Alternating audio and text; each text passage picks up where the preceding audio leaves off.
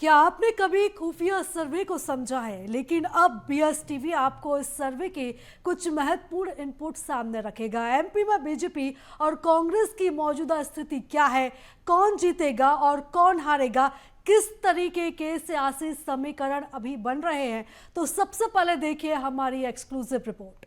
Agency का सर्वे नहीं है, ये खुफिया सर्वे है जो कि चुनाव से ठीक कुछ महीनों पहले होता है। हालांकि समय समय पर इसे कराया भी जाता है जब चुनावी माहौल रहता है।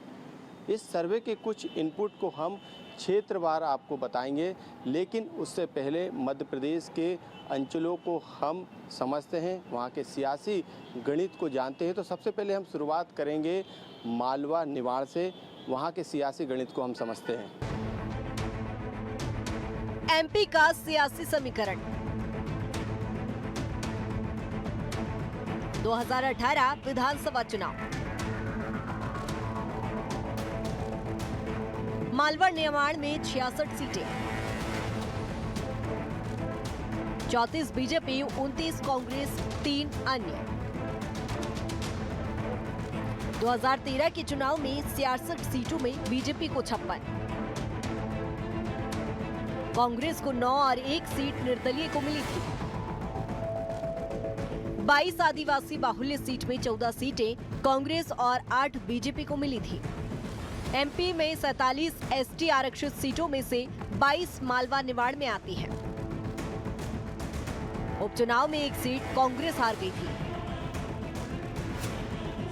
मौजूदा स्थिति में अब 35 सीट बीजेपी और कांग्रेस के पास 28 सीटें। अब बात हम मालवा निवाड़ की उस खुफिया रिपोर्ट की कर लेते हैं जिसके कुछ इनपुट बीएस टीवी के हाथ लगे हैं। रिपोर्ट के अनुसार 2013 की तुलना में 2018 में बीजेपी को भारी नुकसान हुआ था, लेकिन यदि हम मौजूदा स्थिति की बात करें तो उसके अनुसार बीजेपी यहां बेहतर प्रदर्शन करने की स्थिति में आ गई है। कांग्रेस की बात करें तो कांग्रेस को जरूर यहां 2018 की तुलना में 2023 यानी इस चुनाव में नुकसान हो सकता है। इसलिए कांग्रेस यहाँ नई रणनीति के साथ काम कर रही है, क्योंकि सबसे ज़्यादा सीटें जो है मालवा निवाड़ में आती है। ऐसे में कहा जाता है कि यदि इस अंचल से सबसे ज़्यादा सीटें जो जीतता है, संभावना सरकार बनाने की उसकी रहती है। यही कारण है कि सबसे ज़्यादा फोकस बीजेपी और कांग्रेस का इसी अंचल पर है। मालवा निमाड़ की बात करें तो वहाँ का वोटर भारतीय जनता पार्टी के साथ सतत तरीके से जुड़ा रहता है। जब पिछली बार किसानों को बहकाने के बाद कांग्रेस पार्टी ने उस अंचल के वोट अपने पक्ष में करने का प्रयास किया था, तब भी उनको मुँह की खानी पड़ी थी। देखिए, मालवा निमाड़ में कांग्रेस की स्थिति पहले से बेहतर है, क्योंकि राहुल गांधी जी की जो पूरी भारत जोड़ो पदयात्रा निकली है वो उस पूरे इलाके में निकली है।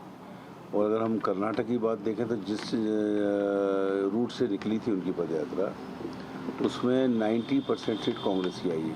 तो आपने देखा मालवा निवाड़ में किस तरीके के सियासी समीकरण मौजूदा स्थिति में खुफिया रिपोर्ट और खुफिया सर्वे के आधार पे बन रहे हैं। लेकिन हम आगे महाकौशल और चंबल और ग्वालियर के समीकरण को समझने की कोशिश करेंगे, क्योंकि महाकौशल में 38 सीटें आती हैं तो ग्वालियर चंबल में 34 सीटें आती है। तो सबसे पहले हम यहाँ के सियासी समीकरण को समझते हैं। एमपी का सियासी समीकरण 2018 विधानसभा चुनाव। महाकौशल में 38 सीट, 13 बीजेपी, 24 कांग्रेस और 1 अन्य। 2013 के चुनाव में बीजेपी को 24, कांग्रेस को 13 सीट और 1 सीट निर्दलीय जीती। एमपी का सियासी समीकरण 2018 विधानसभा चुनाव।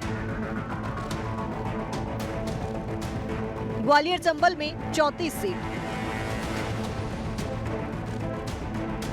26 कांग्रेस, 7 बीजेपी। साल 2020 में हुए उपचुनाव में कांग्रेस को हुआ नुकसान। बीजेपी 7 से 17 पर आ गई। मौजूदा स्थिति में अब बीजेपी 17 और कांग्रेस के पास 17। तो हम जो इनपुट खुफिया सर्वे उसकी रिपोर्ट के आधार पे मिले हैं उस पर हम बात कर लेते हैं। सबसे पहले महाकौशल की यदि हम बात करें तो इस खुफिया रिपोर्ट के अनुसार कांग्रेस का गढ़ जो है महाकौशल कहा जाता है। ऐसे में जो मौजूदा स्थिति बन रही है, बीजेपी कांग्रेस को यहाँ पर टक्कर दे सकती है। बीजेपी यही कारण है कि अपने समीकरण को उसने बदले हैं और यही कारण है कि आगे की रणनीति के हिसाब से वो लगातार कांग्रेस को कहीं ना कहीं फाइट देती हुई नज़र आ रही है। कांग्रेस जरूर अपने जो जीते किले हैं उसको बचाने में जुटी है। अब हम ग्वालियर और चंबल की रिपोर्ट की कर लेते हैं, वहाँ के जो खुफिया इनपुट है उसकी कर लेते हैं। उसके अनुसार बीजेपी की स्थिति यहाँ पर ठीक नहीं है, यानी उपचुनाव में जिस तरीके का माहौल बना था और बीजेपी को 17 सीटें और 17 सीटें कांग्रेस को मिली थी, जो बराबरी में दोनों ही पार्टी आ गई थी। हालांकि 2018 के चुनाव में बीजेपी कहीं ना कहीं यहाँ से हारी थी, काफ़ी नुकसान बीजेपी को हुआ था। लेकिन यहाँ पर यदि हम बात करें तो कांग्रेस को उपचुनाव के बाद जो फ़ायदा मिला था और मौजूदा स्थिति की बात करें तो कांग्रेस फिर यहाँ पर अपना वर्चस्व कायम करने की स्थिति में आ गई, यानी कांग्रेस फिर 2018 जैसी स्थिति को रिपीट कर सकती है। हालांकि ये भी रिपोर्ट के इनपुट बता रहे हैं कि इस अंचल में दोनों के बीच कांटे का मुकाबला है। असल में कांग्रेस पार्टी जो है वो सिंधिया जी के आवामंडल से डरी हुई है, क्योंकि कांग्रेस पार्टी को अच्छे तरीके से पता है कि 2018 का जब चुनाव था तो सिंधिया जी का चेहरा दिखा करके कांग्रेस पार्टी ने इलेक्शन लड़ा था। इलेक्शन कैंपेनिंग कमेटी के कांग्रेस पार्टी के चेयरपर्सन थे वो 2018 के चुनाव में, और लोगों ने परिणाम देखा। जब कांग्रेस 4-5 सीटों से आगे आई थी तो उसमें सिंधिया जी की बहुत बड़ी भूमिका थी और ग्वालियर चंबल संभाग में कांग्रेस ने सर्वाधिक सीटें आज तक के इतिहास में जीत दर्ज की थी। प्राइवेट एजेंसियां भी अपने उन सर्वे को साकार कर पाती हैं जो निष्पक्षता से करती हैं। कुछ एजेंसियां सरकार में हवा बनाने के लिए प्रायोजित होती हैं। कुछ एजेंसियां जितना पैसा लेती हैं उसको ईमानदारी से उस फर्ज को और कर्ज को अदायगी के रूप में लेती हैं। तो सर्वे से हर राजनीतिक दल को मतदाता का रुझान और जो भी संभावित उम्मीदवार है उसकी छवि का सही आकलन पता लग जाता है, तो बहुत कुछ माने रखते हैं। स्थिति और समय के हिसाब से हर क्षेत्र के सियासी समीकरण बदलते रहते हैं। ये एक निश्चित समय के दौरान तैयार की गई रिपोर्ट है, लेकिन आगे जैसे जैसे समय बढ़ेगा और चुनाव नजदीक आएंगे वैसे वैसे सियासी समीकरण और आकलन भी बदलेगा। BSTV के लिए मनोज राठौर की रिपोर्ट।